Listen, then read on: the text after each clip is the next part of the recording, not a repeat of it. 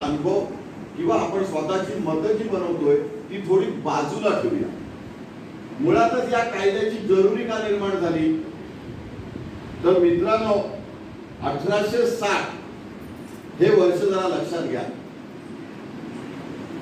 आपल्याकडे वसाहतवाद सुरू झाला होता, साम्राज्यवाद सुरू झाला होता।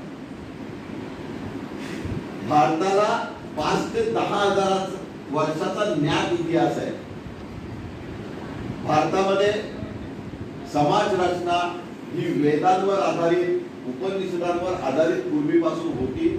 त्याच्यामध्ये जीवनमान कसं असावं, समाज राजकारण कसं असावं, सामाजिक न्याय कसा मिळावा हे सर्व त्यामध्ये होतं आणि सातत्याने ते निर्णय साम्राज्यात आपण पाळत आलेलो आहोत। ज्यांची ज्यांची साम्राज्य आली त्यांचे त्यांचे कायदे आले, जीवन पद्धती आली।